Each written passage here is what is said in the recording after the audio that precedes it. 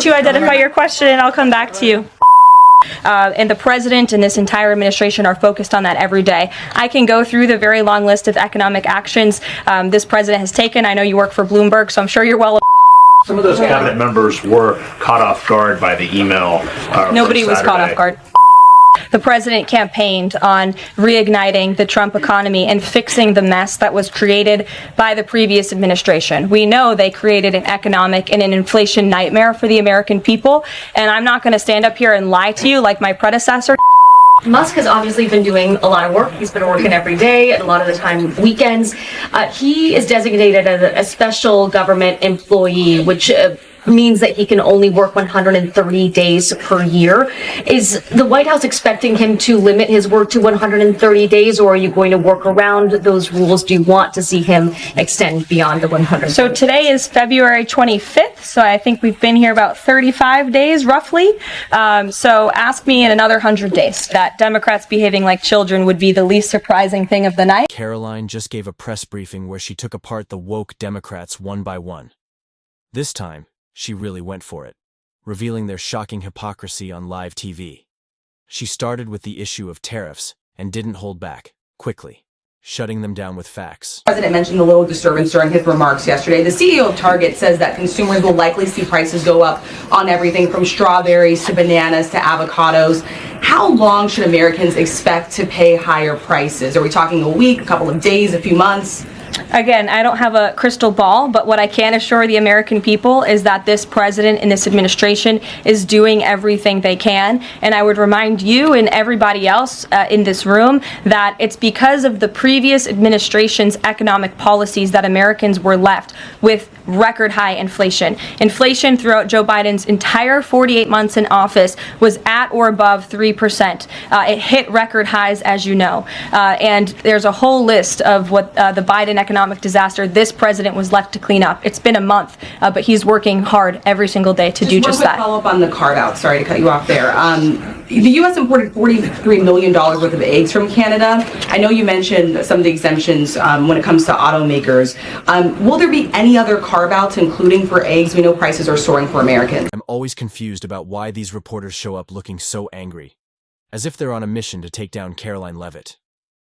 They always ask questions that seem to support the woke liberals while trying to make the right look bad. But just watch Karoline's amazing response. She doesn't just answer, she throws their nonsense right back at them. Open to hearing about additional exemptions. He always has open dialogue, and he'll always do, what's right, what he believes is right for the American people. But again, as for the egg crisis in this country, the president is wholeheartedly committed to ensuring we're increasing our egg supply, and we're also bringing down cost. And Secretary Rollins has been all over this issue. She comes from an agricultural background and family. That's why she's leading that very important department. She wrote an amazing op-ed in the Wall Street Journal. She's been all over the media talking about her plan. She has a real plan. The president endorses it. And he even, gave her an off-the-prompter shout-out last night to say, Brooke, I'm counting on you. It's an important issue. And this White House is working with Secretary of Agriculture every... Karoline always seems to have the perfect response to shut down these overly progressive people. And it's honestly impressive. If you remember this clip, you'll see why Democrats often focus on distractions, like egg prices, instead of dealing with their own issues. Pointing. So you didn't stand up for anything? The president got before the American people, didn't talk about how he could drive down grocery prices. They're always focused on prices going up, like that's the only thing that matters. Honestly, no one's really worried about egg prices right now.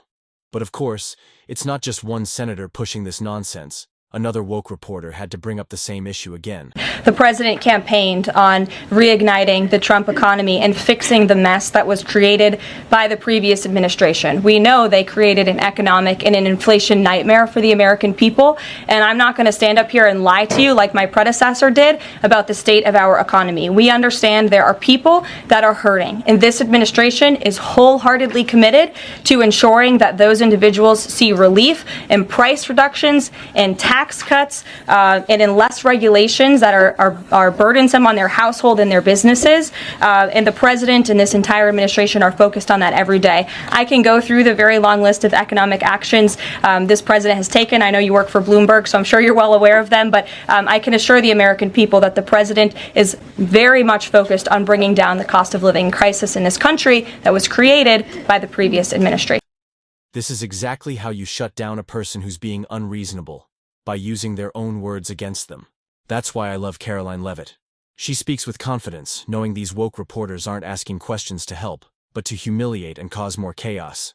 But when that happens, Karoline doesn't just sit back and stay quiet. She fires back and takes them down, just like she did with this woke reporter. From the president and his cabinet, where they're on campus tomorrow. I hope you guys are excited. So some of those cabinet members were caught off guard by the email. Nobody was caught off guard. A few departments said they were caught off guard. The FBI was, the DOJ was. Did anonymous sources say that, or did the cabinet secretary say that? The cabinet secretaries and others have said that they were not aware that this was happening. So I'm wondering, will there be a give and take tomorrow at the cabinet meeting? Is Elon Musk or the president open to any type of dialogue about who is actually in charge of the chain of command of these workers? I would reject the premise of your question, Jeff. The cabinet secretaries have not said that. I know anonymous sources, probably career bureaucrats, have leaked that to many of you in this room. But as I said at the beginning of this press conference, everybody is working as one team, and the president respects the decisions of his cabinet secretaries to tell their staff, not to respond to that email, because they did so out of interests of national security, and they don't want to obviously risk confidential information. It's pretty common. It's just amazing. I love how she shut him down before he could even push his lie. Folks, these people are desperately trying to make the Trump administration look bad. But guess what? It's not working. Instead, they're just embarrassing themselves over and over again. Thanks, Caroline. So, what does it say that the Democrats, while they couldn't stand for Americans or stand for victims, they stood for war and clapped for war and clapped for 5 more years of war? Yeah, the president addressed that last night, I think, when he called out Senator Elizabeth Warren and said that, again, as I said in my opening speech, very telling that the Democrats refused to clap for American people and American interests and American priorities, but they did clap for the country of Ukraine, which, by the way, the president's working very hard to end that war. So Democrats should be applauding him for actually doing something about it. This is exactly how common sense works. If you noticed how the woke people just sat there, refusing to applaud anything Trump has done for America, the message is clear. These people aren't here to help. They're trying to destroy America from the inside out. Before we move on to Caitlin, Collins, just take a moment to see how she completely embarrassed MSNBC. You've spoken recently about how what happened in the Oval Office last week gave Americans an inside look into behind-the-scenes discussions with Zelensky. Is this how he treated Joe Biden and just treated him disrespectfully and received billions of dollars? Well, it's a very interesting question. I don't know if anybody in here asked my predecessor who stood at this podium about that, but there was a report from NBC News that President Biden also got increasingly frustrated with President Zelensky when he was handing out blank checks and President Zelensky kept asking for more.